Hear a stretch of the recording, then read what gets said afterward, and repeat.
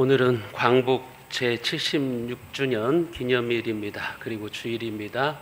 하나님의 은혜에 감사하시면서 여러분 예배에 참여해 주시기를 바랍니다. 하나님은 영이시니 예배하는 자가 신령과 진정으로 예배할지니라.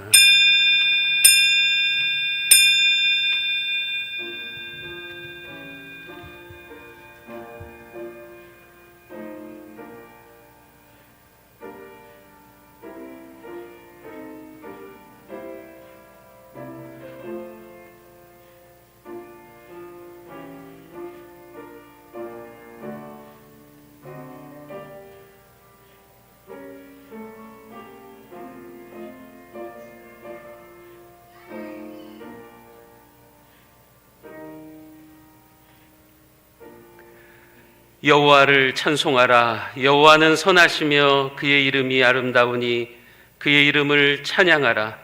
여호와께서 자기를 위하여 야곱 곧 이스라엘을 자기의 특별한 소유로 택하셨음이로다. 죄인된 우리를 하나님의 특별한 섭리 가운데 주의 자녀 삼으시고 영광 받으시는 하나님 아버지, 지금으로부터 76년 전 이 땅에 광복의 선물을 주시고 하나님의 교회들을 세우게 하셔서 우리를 믿음으로 살아가게 하시니 감사합니다. 이 시간에도 다시 한번 우리가 그 하나님의 은혜를 생각하면서 우리 모두에게 하나님을 향한 간절한 목마름과 하나님의 나라를 사모하는 열정을 허락하여 주옵소서. 우리의 귀가 활짝 열려서 하나님의 진리의 말씀을 듣는 이 시간이 되게 하여 주옵소서. 우리 주 예수 그리스도의 이름으로 기원하옵나이다. 아멘.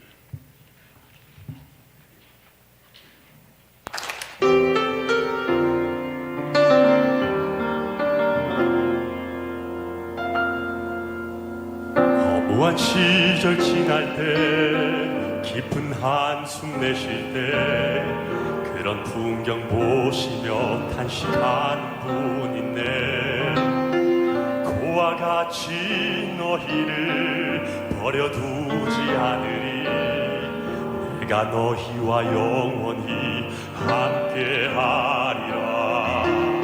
성령이 오셨네, 성령이 오셨네, 내 주에 보내신 성령이 오셨네.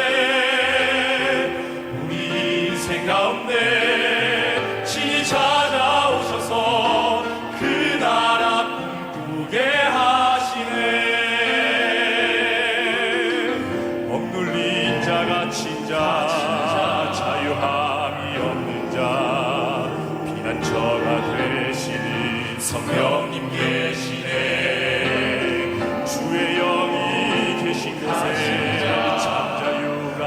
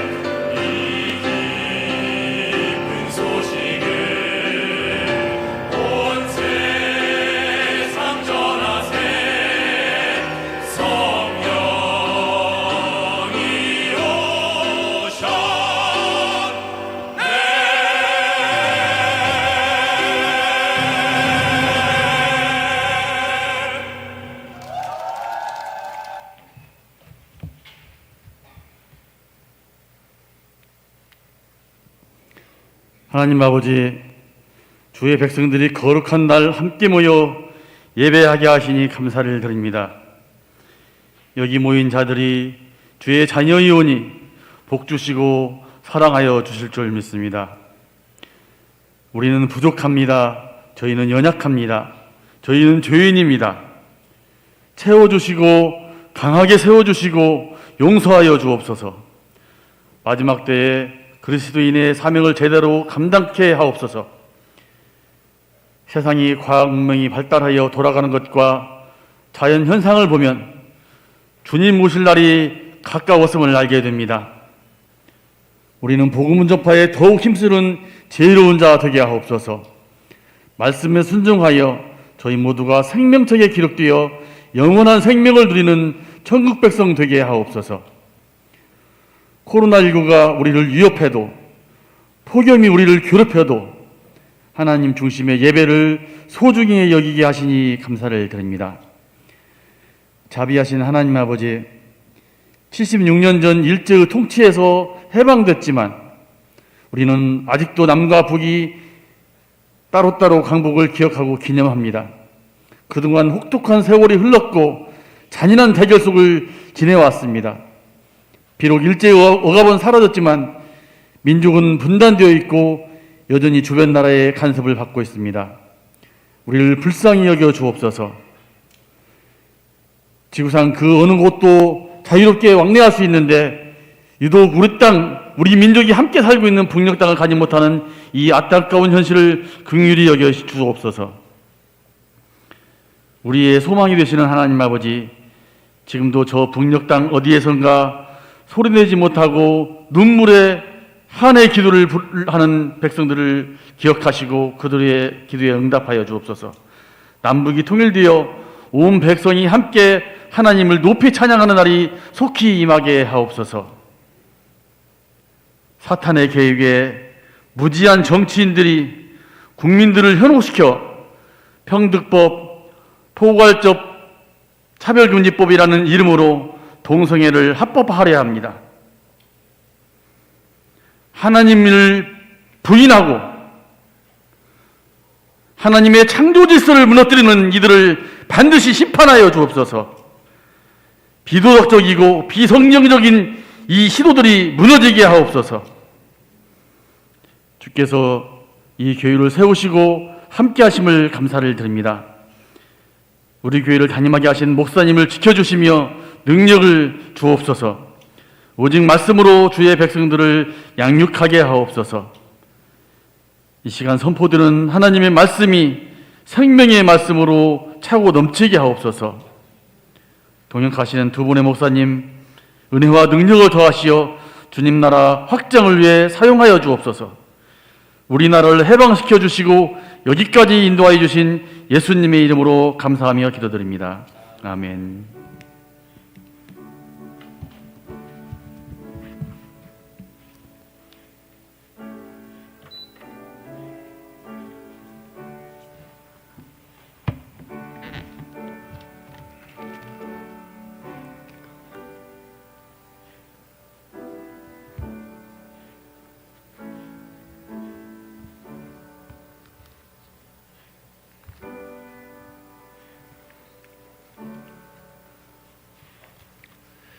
준비한 예물을 하나님 앞에 봉헌해 드리겠습니다.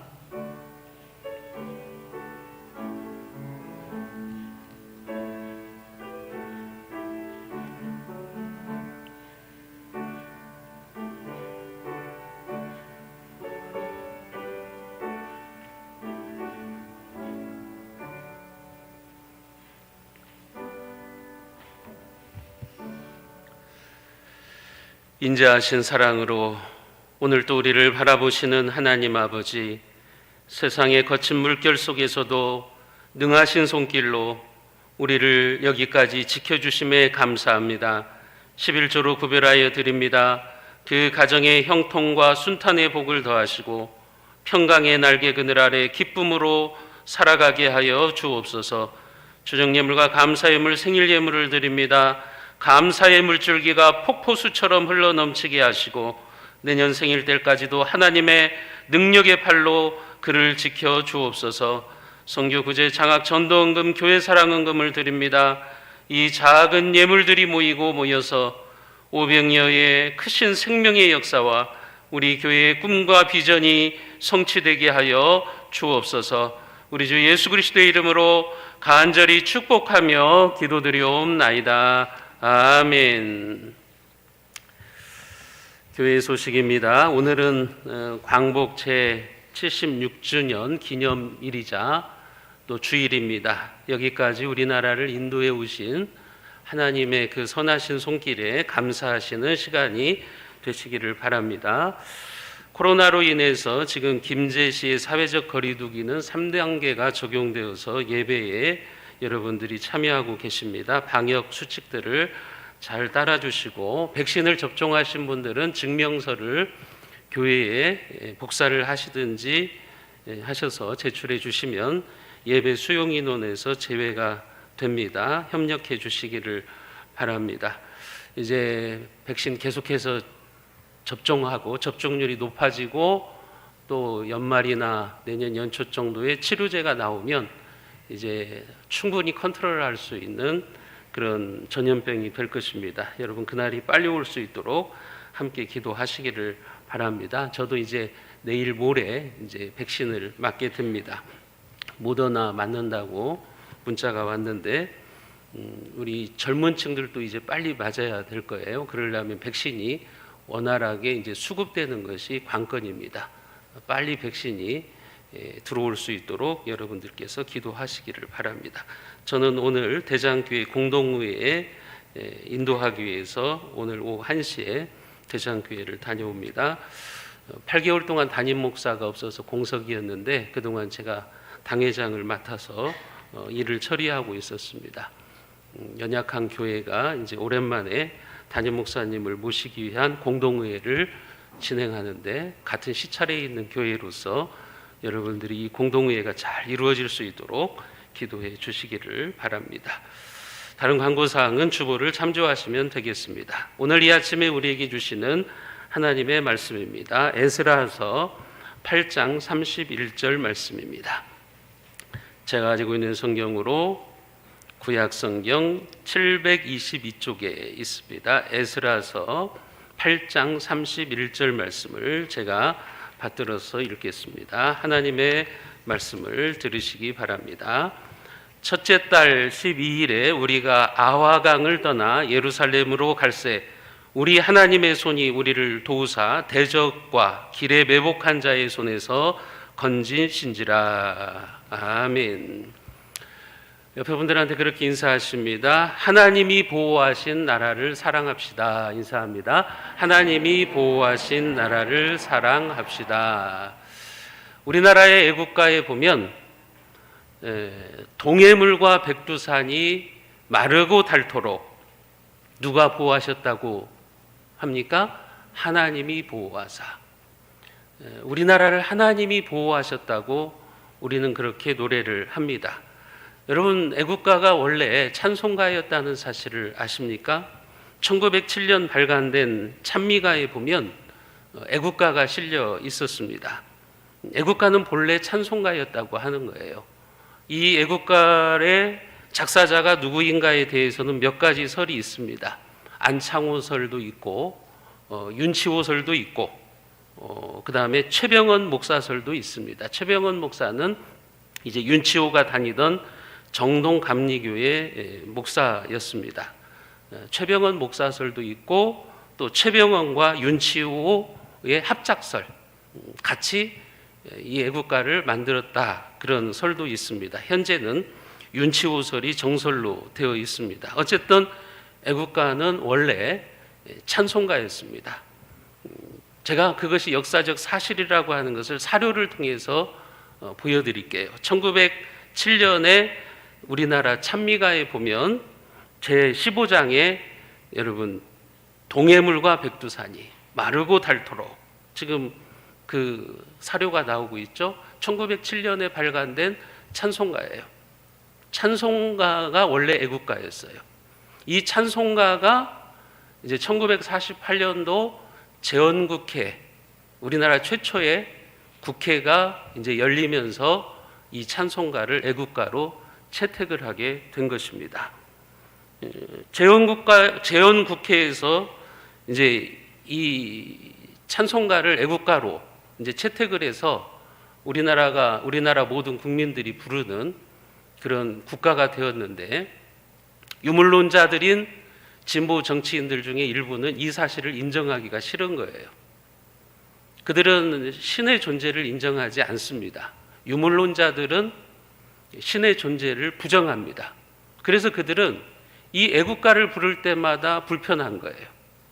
애국가에 하나님이 보호하사, 자기들이 부정하는 하나님이 애국가에 들어있으니 이 애국가를 부를 때마다 불편하니까 애국가의 정통성에 시비를 걸어가지고 애국가를 없애야 된다. 여러분, 이런 뉴스들을 여러분들이 많이 봤을 거예요. 몇 년 전에도 이 애국가 논쟁이 있었잖아요. 애국가를 없애야 된다, 애국가를 부르지 말자, 이런 주장을 하는 진보 정치인들이 있었던 것을 우리가 잘 알고 있습니다. 얼마 전에 야당의 대통령 후보로 나온 전 감사원장 최재형 장로님의 식구들이 가정행사를 할 때 애국가를 4절까지 부른 것을 가지고 시비를 거는 것을 보았습니다. 국가주의 냄새가 난다, 나치주의의 냄새가 난다, 그러면서 지금 여당의 대통령 후보가 시비를 걸고 나오는 것을 여러분들은 뉴스를 통해서 보셨을 거예요. 저는 그에게 반문하고 싶습니다. 그러는 당신은 애국가를 4절까지 외워서 부를 수 있느냐? 당신들의 식구들은 과연 애국가를 4절까지 외워서 부를 수 있느냐고 물어보고 싶어요. 민중가는 잘 부르는데 애국가는 과연 그렇게 부를 수 있느냐고 반문을 하고 싶어요. 대한민국 국민이 애국가를 부른 것을 가지고 시비를 걸고 비난을 하는 것은 참으로 우습고 슬픈 우리나라의 모습입니다. 우리 청년들, 젊은 세대 말처럼 우픈 현실이에요. 우픈 현실. 우습고 슬픈 현실인 거예요. 애국가를 4절까지 불렀다고 시비를 거는 거예요. 가정에서 애국가를 4절까지 불렀다고 해서 나치주의의 냄새가 난다고 그렇게 시비를 거는 거예요. 그만큼 이 나라가 지금 어떻게 되어가고 있는지 우리가 알 수 있는 대목이라고 하는 것입니다. 여러분, 그러나 우리 그리스도인들은 애국가에는 우리 민족의 신앙 고백이 들어있음을 믿어야 됩니다. 특별히 하나님이 보호하사 우리나라 만세. 당시에 기독교인 대다수가 우리나라 민족 지도자들이었죠. 우리나라 독립을 위해서 투쟁했던 독립투사들, 우리나라 이 해방을 위해서 수고했던 민족의 지도자들, 대부분이 기독교인들이었습니다. 그들은 하나님이 우리나라를 보호하시고 지켜주셨다고 믿었습니다. 그래서 하나님의 은혜로 광복을 맞이하게 되었다고 그들은 고백한 거예요. 그래서 우리나라 건국을 시작하면서 재헌국회가 열리면서 이 찬송가를 애국가로 채택을 하게 된 거죠. 여러분, 하나님의 은혜라는 거죠. 하나님의 손길로 우리가 광복을 맞이하게 됐다는 거예요. 그것을 고백하는 신앙 고백이에요. 그게 우리의 애국가라고 하는 것입니다. 오늘 본문에도 보면 에스라가 하나님께서 자신의 나라를 지키시고 보호하신 사실을 고백합니다. 오늘 에스라서 8장 31절 말씀에 보면 첫째 달 12일에 우리가 아와강을 떠나 예루살렘으로 갈새 우리 하나님의 손이 우리를 도우사 대적과 길에 매복한 자의 손에서 건지신지라. 하나님의 손이 우리를 도우셨다고 에스라는 고백하고 있어요. 이 에스라서의 배경은 뭐냐면 이스라엘이라는 나라가 망했어요. 바벨론 제국에 의해서 멸망을 당했어요. 나라를 잃어버린 거죠. 우리가 일제의 나라를 빼앗겼던 것처럼 이스라엘도 바벨론 제국에 의해서 나라가 멸망을 당합니다. 그런데 하나님의 은혜로 그들이 해방이 되었어요. 에스라는 이제 바벨론에 살고 있는 이스라엘 사람들을 데리고 고국으로 돌아온 거예요. 해방의 자유를 만끽하면서 그가 예루살렘으로 돌아온 거예요. 마치 우리나라 사람들이 일제에 의해서 나라를 빼앗기고 일본으로 끌려갔다가 다시 우리나라로 돌아온 그런 상황이라고 생각하시면 됩니다. 에스라는 지금 그 배경 속에서 하나님께서 하나님의 손이 우리를 도우셔서 우리가 이렇게 해방되었다. 그리고 바벨론에서 예루살렘까지 오는 과정에 있어서 하나님의 손이 우리를 도와주셨다. 지금 그런 고백을 하고 있는 거죠. 70년 만에 해방을 맞이한 거예요.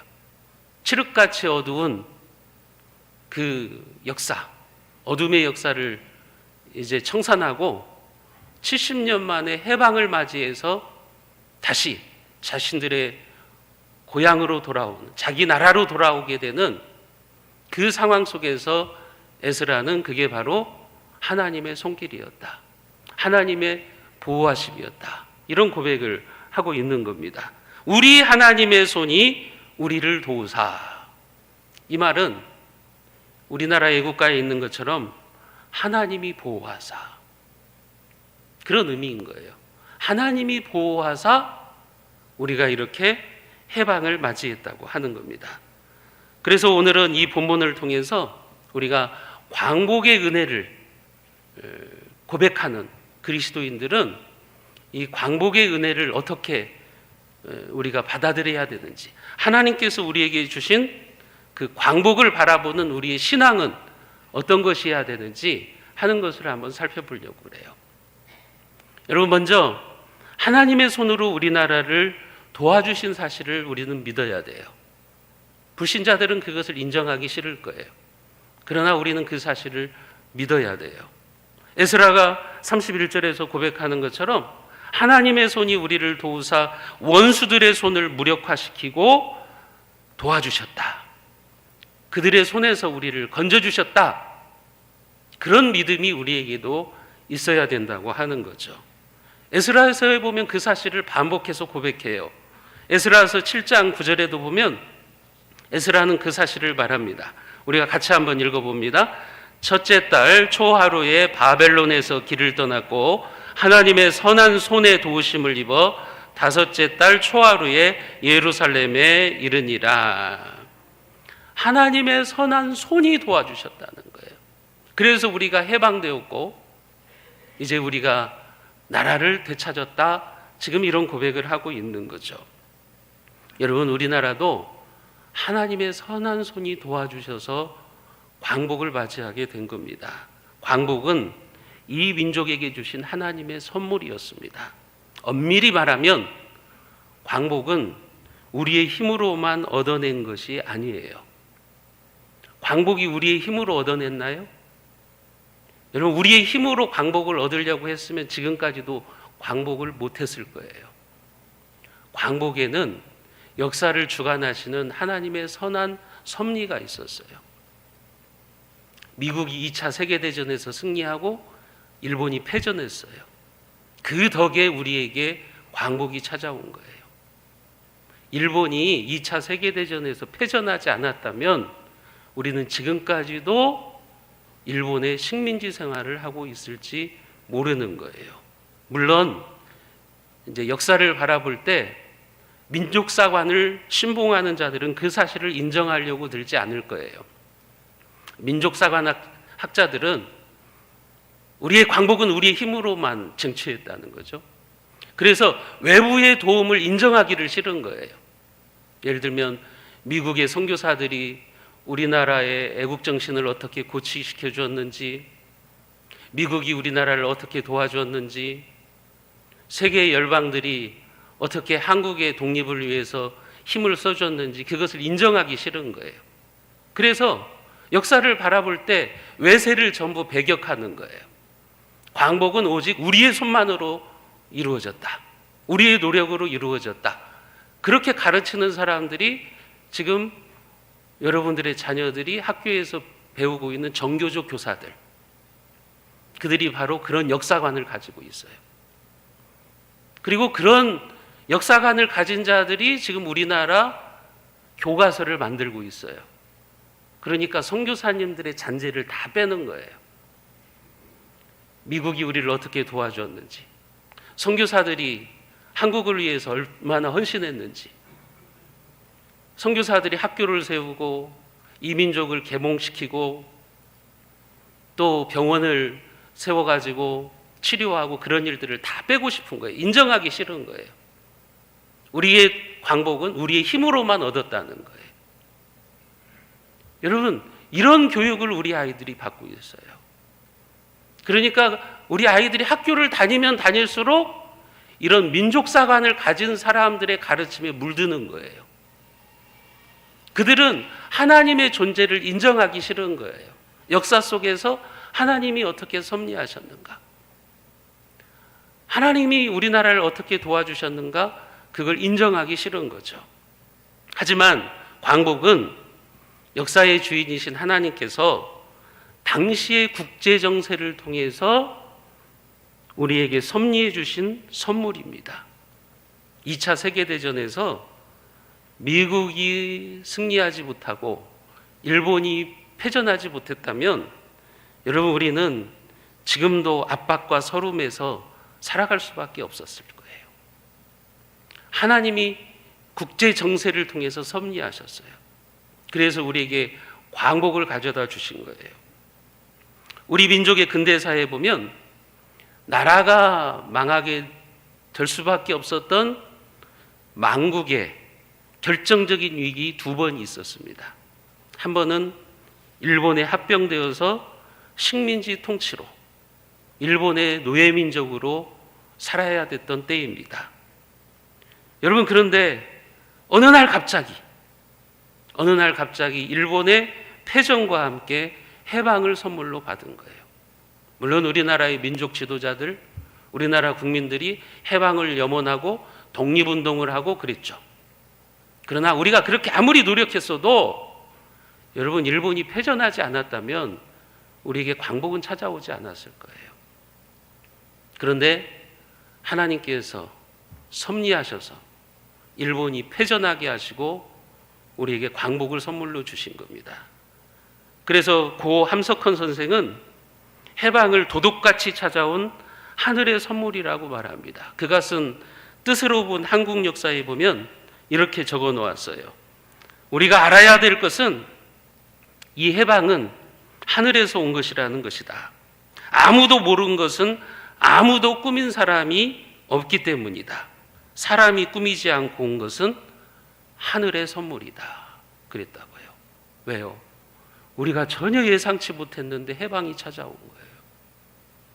우리가 전혀 기대도 하지 않았는데 순식간에 해방이 찾아온 거예요. 우리가 계획하지 않았는데 하늘이 해방을 우리에게 선물로 가져다 준 겁니다. 일본이 패망하기 전까지 우리 조상들이 민족의 정체성을 지키고 애국정신을 잃지 않은 것도 여러분, 그것은 교회가 우리 민족을 위해서 기도하고 민족의 지도자들을 양성하고 배출했기 때문이에요. 당시 교회는 지금보다 훨씬 적은 수의 교인들이었어요. 지금은 뭐 20%의 교인들을 우리나라가 가지고 있다고 하지만 그때는 2%도 안 됐다고요. 2%의 교인밖에 없었어요. 그러나 여러분, 애국지사의 절반 이상을 교회가 배출했습니다. 우리나라 민족 지도자 33인 중에 16명이 기독교인이었어요. 목사님이고 장로님들이었어요. 교회는 여러분, 광복의 중심에 있었어요. 우리나라 독립의 핵심 역할을 했던 거예요. 교회는 성경을 한글로 번역해가지고 우리나라 민족들에게, 우리나라 국민들에게 문맹률을 떨어뜨리게 했죠. 그를 깨우치게 해서 여러분, 새로운 세상을 보게 한 겁니다. 그리고 애족 교육의 한복판에는 교회가 있었어요. 교회는 독립투사들을 위해서 기도하고 독립투사들을 뒤에서 물질적으로 후원했습니다. 얼마나 많은 그리스도인들이 독립투사들을 재정적으로 후원했는지 모릅니다. 그러다가 하나님의 선물로 해방을 맞이하게 된 거예요.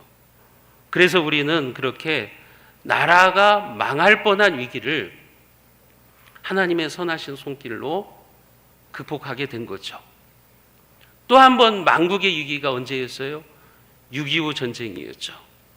여러분, 이 전쟁으로 당시 남북한 인구 합쳐서 2,500만 명이었는데 1,800만 명이 직간접적인 피해를 얻었어요. 처참한 전쟁이에요. 6.25 전쟁은요, 여러분 정말 처참한 전쟁이에요. 이 전쟁으로 우리나라의 기관시설 70%가 파괴됐어요. 초토화된 거죠. 한마디로 말하면 이 나라가 초토화된 거예요. 국토는 벌거벗은 것처럼 황폐화되었다고요. 6.25 때 여러분 사진전 같은 거 한번 보세요. 얼마나 처참한가 이 나라가. 그게 불과 몇십 년 전이라고요. 우리나라가 그런 나라였어요. 가난과 기아에 시달리면서 길거리에는 무수한 과부와 고아와 거지를 남겨놓은 전쟁. 그게 바로 6.25 전쟁이었다고요. 그래서 어떤 사람은요, 6.25는 이 나라를 세계의 공동묘지로 만들었다고 표현을 했어요. 역사책에 보면 6.25가 그 정도로 처참했어요. 우리나라가 6.25 때 세계의 공동묘지였어요. 이렇게 표현할 정도라면 얼마나 이 나라를 파괴하고 이 나라를 황폐화시켰는지 우리가 알 수가 있어요. 한때 소위 낙동강 방어선까지 후퇴해가지고 이제는 부산만 점령당하면 공산화되잖아요. 그래서 망명정부를 세워야 된다. 그런 계획까지 세웠다고요. 외국으로 나가서 망명정부를 수립할 것을 염두에 둘 정도로 북한군에게 국토에 거의 전부를 내어준 망국의 위험을 맞이해야 됐던 겁니다. 여러분, 만일 그때 미국을 비롯한 유엔군의 참전이 없었다면 지금 우리나라는 없습니다. 여러분들은 지금 이 자리에 없어요. 공산주의 치하에서 살아가야 돼요. 북한처럼 살아가야 돼요. 예배의 자유는 꿈도 못 꿉니다. 그런데 유엔군이 참전해서 메가더 장군이 인천 상륙작전을 통해서 전세를 역전시킨 거죠. 그래서 다시 우리나라가 살아날 수가 있었던 거죠. 여러분, 지금 북한의 모습을 한번 생각해 보세요. 상상만 해도 끔찍하잖아요. 여러분들이 지금 북한과 같은 상황에서 살아간다고 생각해 보세요. 살아갈 수 있을 것 같습니까? 지금 우리나라는 세계의 선진국에 들어섰고 북한은 세상에서 가장 가난한 나라가 되어 있지 않습니까? 이게 하나님의 은혜죠. 여러분, 한국전쟁의 한복판에서 전쟁 못지않게 치열하게 불타오른 것이 있었어요. 그것은 뭐냐면 이 나라를 살려달라고 하는, 국난을 극복하기 위한 한국교회의 구국기도였어요. 그 전쟁터의 한복판에서도 성도들은 모여가지고 예배를 멈추지 않았어요. 전쟁 가운데서도 예배를 드리면서 하나님의 손이 이 나라를 붙들어 주시기를 그렇게 간구했다고요. 제가 한국교회사 책을 보면서 사진을 하나 발견했어요. 이 사진은 한국 전쟁 중의 예배 장면이에요. 전쟁의 폐허 속에서도 예배를 드릴 수 있는 곳에서는 예배가 중단되지 않았어요. 여러분, 내일 모레면 공산화될 수도 있어요. 그런데도 예배를 포기하지 않는 거예요. 예배당이 서 있던 그 자리, 예배당이 무너진 그 자리에 가마니를 깔고 여러분 흙바닥에 모여서 기도하고 찬송하고 하나님의 말씀을 들었던 거예요. 여러분, 하나님은 이런 한국교회를 기뻐하셨던 거죠. 이런 한국교회를 하나님께서 얼마나 기뻐하셨겠어요. 오늘날 우리가 이렇게 편하고 화려한 예배당에서 드리는 예배 때문이 아니라 저 흙바닥에서 드린 예배 때문에 아직도 한국교회가 살아있는 거예요. 그때 그 기도를 보시고 하나님께서 한국교회를 축복하신 거예요. 전쟁 중에도 멈추지 않았던 저 예배자들의 모습을 보시고 하나님께서 이 나라에 복을 주신 거예요. 그런데 코로나 때문에 몇 년 동안 교회를 안 나오고 예배를 중단하고 그러면 여러분 나중에는 하나님의 심판이 있을 뿐일 거예요. 하나님이 기뻐하지 않으실 거예요. 당시 부산으로 내려온 우리나라 민족의 지도자들, 교계의 지도자들은요, 부산 초량교회에 모여가지고 구국기도회를 했다고요. 전쟁의 와중에 교회에 모여가지고 하나님이 이 나라를 지켜달라고 기도를 한 거예요. 그때 이승만 대통령이 그 기도회에 참석을 했습니다. 그때 이승만 대통령이 한국교회에 이렇게 요청을 했어요. 한국교회 대표들이요, 이 주간이 우리 민족의 생사가 결정되는 중요한 주간입니다. 그러므로 모든 교회는 나라를 위해서 기도해 주시기를 바랍니다. 이승만 대통령이 그 기도에 와가지고 교계 지도자들에게 기도를 요청했어요. 우리 민족의 생사가 결정되는 중요한 주간입니다. 제발 기도해 주십시오. 왜 우리 민족의 생사를 결정하는 중요한 주간이었냐면 그 주간이 유엔 안보리가 열리는 주간이에요. 그 유엔 안보리에서 유엔군의 한국전 참전이 결정되는 주간이에요. 그런데 대부분의 사람들은 유엔군의 한국전 참전에 부정적으로 봤어요. 왜냐하면 소련이 당연히 거부권을 행사할 것이라고 봤어요. 유엔 안보리에 한 국가라도, 한 나라라도 유엔군 참전을 거부하면 유엔군은 우리나라에 올 수가 없었던 거예요. 그리고 사람들은 다 그렇게 생각했어요. 소련은 당연히 거부권을 행사할 거다. 그러면 유엔군 참전은 불가능할 것이고 한국은 공산화될 거다. 그런데 우리가 잘 아는 것처럼 소련의 대표가 그 회의에 불참을 하게 되었어요. 이건 역사의 미스테리예요. 지금까지도 미스테리예요. 왜 소련의 대표가 그 회의에 참여하지 못했을까? 역사의 미스테리죠. 지금도 그 원인을 몰라요. 소련 대표가 가서 나는 반대합니다 한마디만 했으면 유엔군이 참전을 못했을 텐데, 우리나라에 오지 못했을 텐데 왜 소련의 대표가 그 회의를 참여하지 못했을까? 여러 가지 설들이 있어요. 역사학자들은 뭐 갑자기 몸에 이상이 생겼다더니 뭐 그 대표가 국제법 학자인데 착각을 했었다든지 뭐 여러 가지 학설이 있지만 여전히 역사의 미스테리입니다. 하지만 우리는 알죠. 그게 역사의 주권자이신 하나님의 섭리이심을 우리는 믿습니다. 하나님의 손으로 소련이 비토권을 행사하지 못하도록 하나님께서 지켜주신 거예요. 여러분, 이 나라는 하나님의 손이 도와준 나라임을 여러분들이 믿으시기를 바랍니다. 하나님의 은혜가 없었다면 우리가 지금 누리는 평안은 없습니다. 여러분, 애국가를 부끄러워하지 마세요. 얼마나 지금 우리 아이들이 이 진보사관을 가진 자들에 의해서 세뇌되었는지 학교에서 그런 선생들한테 물들어가지고 애국가를 부끄러워해요. 애국가를 부르는 것을 자랑스러워하지 않고 있어요. 참으로 위험한 거예요. 여러분, 애국가를 부끄러워하지 마시기를 바랍니다. 하나님이 보호하사 우리나라 만세를 목청껏 노래하는 우리 그리스도인들이 다 되시기를 주님의 이름으로 부탁합니다. 여러분, 그렇게 하나님은 우리나라에 해방을 선물로 갖다 준 거예요. 에스라도 마찬가지예요. 에스라도 하나님의 손으로 자신들이 바벨론의 포로에서 해방되어서 예루살렘으로 돌아왔다. 그렇게 고백을 하는 겁니다. 그리고 나서 에스라가 제일 먼저 한 일은 무엇입니까?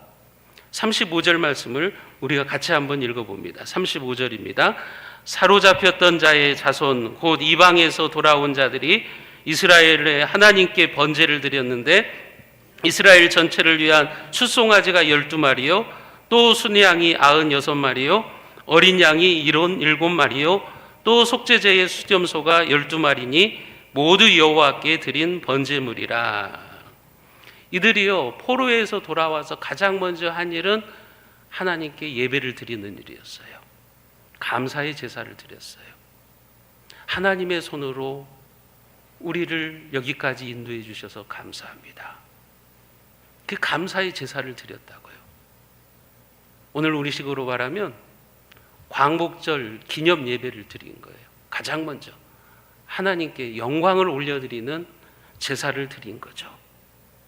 여러분, 우리나라 역시 하나님이 주신 광복의 선물을 받고 나라를 재건하면서 우리나라 최초의 국회인 재헌국회는요 감사의 기도로 시작했어요. 1948년 5월 31일 재헌국회가 열리면서 당시 임시의장을 맡고 있었던 이승만 박사는 의장석에 등단해서 국회의원들에게 먼저 하나님께 기도하자고 제안을 했어요. 지금 진보 사관을 가진 자들은 이승만 대통령을 아주 그냥 나쁜 놈, 몹쓸 놈으로 만들어 놓고 있는데 여러분, 공과 실을 우리는 분명히 구분해야 돼요. 이승만 대통령은 이 나라를 하나님의 말씀 위에 세워놓으려고 하셨던 분이에요. 그분은 하나님의 말씀으로 이 나라가 세워지기를 원했던 분이에요. 그래서 그는 재헌국회가 열리면서 임시의장으로 그가 회의를 주관하면서 가장 먼저 하나님께 기도하자고 그랬어요. 당시 목사이면서 국회의원으로 당선된 이윤영 목사의 기도로 우리나라 국회가 시작되었다고요. 국회 회의록에는 이렇게 기록되어 있어요. 여러분, 우리나라 재헌국회 그 회의록에 보면 임시의장 이승만 대통령이 이렇게 말합니다. 대한민국 독립민주국 제1차 회의를 여기서 열게 된 것을 우리가 하나님께 감사해야 할 것입니다. 종교, 사상, 무엇을 가지고 있든지 누구나 오늘을 당해가지고 사람의 힘만으로 된 것이라고 우리는 자랑할 수 없을 것입니다. 그러므로 하나님께 감사를 드리지 않을 수 없습니다. 나는 먼저 우리가 성심으로 일어나서 하나님에게 우리가 감사를 드릴 터인데 이윤영 의원 나오셔서 간단한 말씀으로 하나님에게 기도를 올려주시기를 바랍니다. 그러니까 이윤영 국회의원이 나와서 이렇게 기도를 합니다. 회의록에 이렇게 기록되어 있어요. 이 우주와 만물을 창조하시고 인간의 역사를 섭리하시는 하나님이시여, 이 민족을 돌아보시고 이 땅에 축복하셔서 감사에 넘치는 오늘이 있게 하심을 주님께 저희들은 성심으로 감사하나이다. 오랜 세월 동안 이 민족의 고통과 호소를 들으시고 정의의 칼을 빼서 일제의 폭력을 굽히시사 하나님은 이제 세계 만방의 양심을 움직이시고 또한 우리 민족의 염원을 들으심으로 이 기쁜 역사적 환희의 날을 이 시간에 우리에게 오게 하심은 하나님의 섭리가 세계 만방에 현시하신 것으로 믿나이다. 우리나라 국회 기록에 이렇게 되어 있어요. 우리나라 제1회 국회록에 이렇게 기록되어 있어요.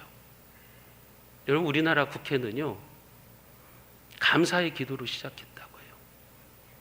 하나님의 손이 우리를 도와주셔서 세계 만방의 양심을 움직이게 하셔서 일본이 패전하게 하시고 우리에게 자유와 해방을 주신 하나님, 그 하나님께 감사하면서 우리나라 국회가 시작된 겁니다. 여러분, 1948년은 참으로 역사적인 해예요. 세계 역사에서 의미 있는 해예요. 왜냐하면 그 해에 1948년에 팔레스타인에서는 이스라엘이 재건되었어요. AD 70년에 이스라엘이 멸망을 당하거든요. 로마의 티도 장군에 의해서 예루살렘 성전이 무너지고 이스라엘이라고 하는 나라는 역사에서 사라졌어요. 그래서 유대인들은 세계에 뿔뿔이 흩어져서 살게 된 거예요. 나라를 잃어버린 거예요. 그런데 1948년 2000년이 지나가지고 나라가 세워진 거예요. 나라가 없어졌는데 2000년 만에 나라가 세워진 거예요. 이건 기적이죠. 이런 일은 일어날 수가 없는 거죠. 1948년에 팔레스타인에서는 이스라엘이 재건되었어요. 이건 하나님의 구원 계획 속에 있는 거예요. 성경에 보면 이스라엘의 회복이죠. 마지막 때의 징조는 이스라엘의 회복이죠. 여러분, 그 해에 우리나라가 역시 이스라엘처럼 다시 해방되어서 나라를 세운다고요. 재헌국회가 열린다고요. 여러분, 이건 하나님의 역사예요.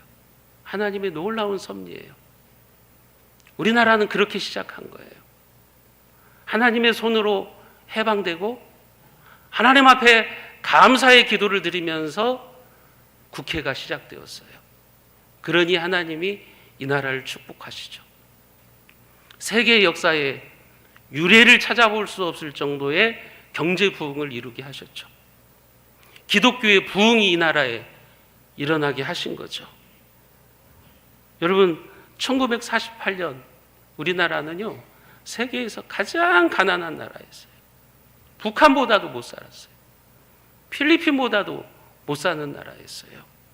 우리나라 국민소득이 1948년도에 얼마였냐면 67달러였다고요. 67달러. 지금은 3만 달러가 넘잖아요. 얼마나 우리나라가 지금 잘 살게 된 겁니까? 67달러에서 3만 달러가 된 나라라고요. 여러분, 세계 역사에서 유일하게 개발도상국에서 선진국으로 진입한 나라예요. 지금까지 세계 역사에서 개발도상국에서 선진국으로 진입한 나라가 한 나라도 없어요. 우리나라밖에 없습니다.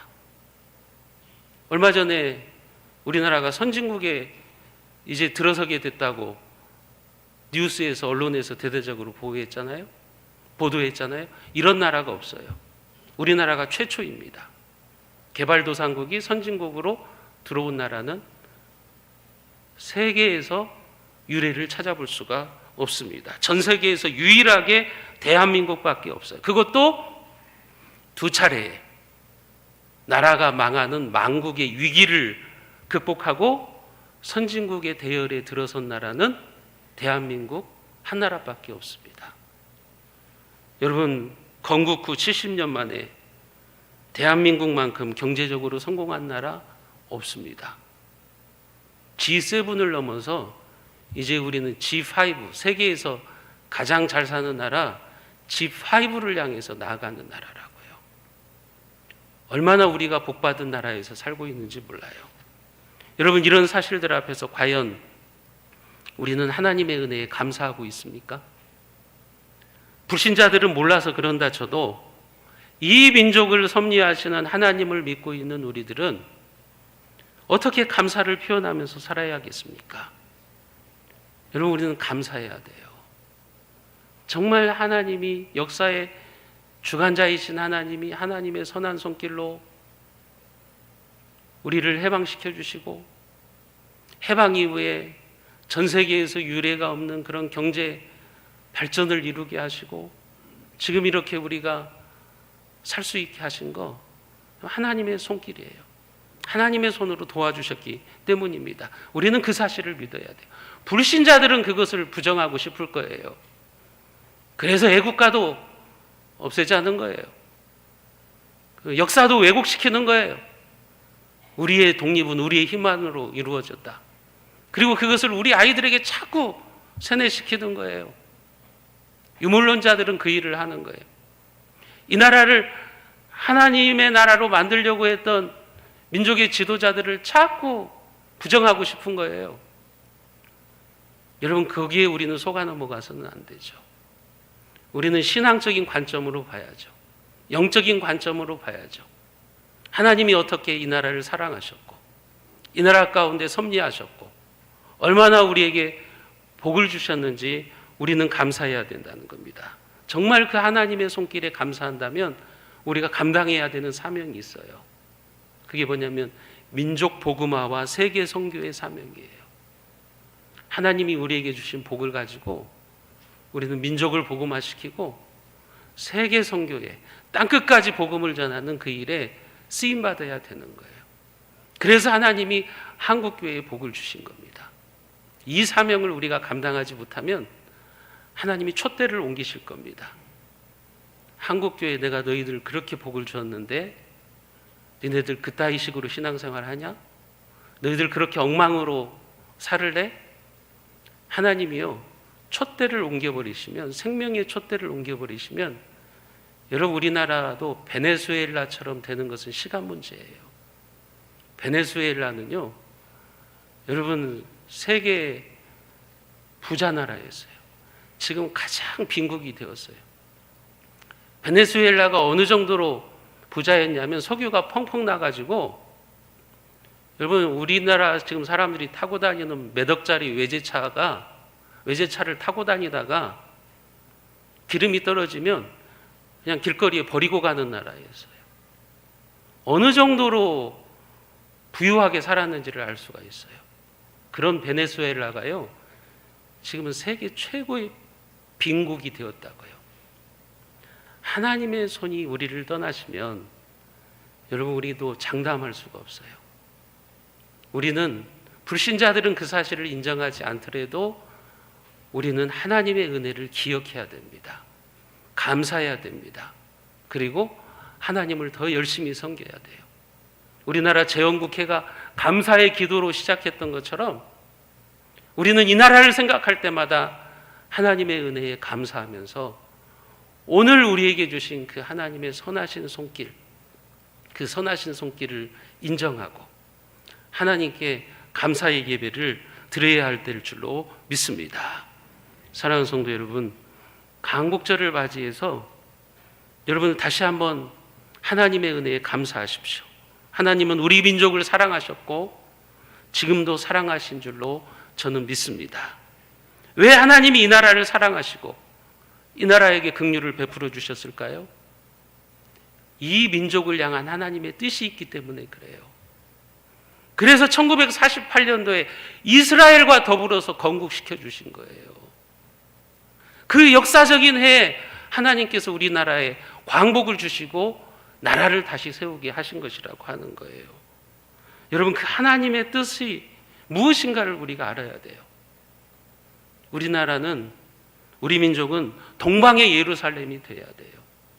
땅끝까지 복음을 전하는 동방의 예루살렘이 될 때 하나님은 계속해서 이 나라를 축복하시고 이 나라 가운데 하나님의 선하신 역사를 나타내게 되실 것입니다. 여러분 모두가 그렇게 민족의 복음화와 그리고 세계 선교를 위해서 아름답게 쓰임받을 수 있는 존귀한 하나님의 사람들, 우리에게 광복을 주신 그 하나님께 감사하는 주의 백성들이 다 되시기를 주님의 이름으로 축원드리겠습니다. 기도합니다.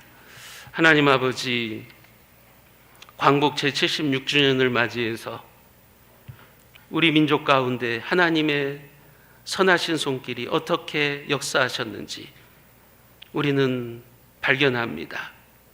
에스라가 70년의 포로 생활을 마치고 예루살렘으로 돌아오는 모든 과정 속에서 하나님의 섭리하심을 믿고 감사했던 것처럼 오늘 우리가 이 광복절 아침에 이 민족을 사랑하시는 하나님의 선한 뜻을 발견하게 하여 주시옵소서. 하나님의 그 손길에 감사하면서 이 민족을 향한 하나님의 뜻을 발견하게 하시고 이 민족이 동방의 예루살렘이 되게 하여 주시옵소서. 우리 모두가 민족의 복음화와 세계 선교를 위해서 아름답게 쓰임받는 하나님의 사람들로 살아가게 하여 주옵소서.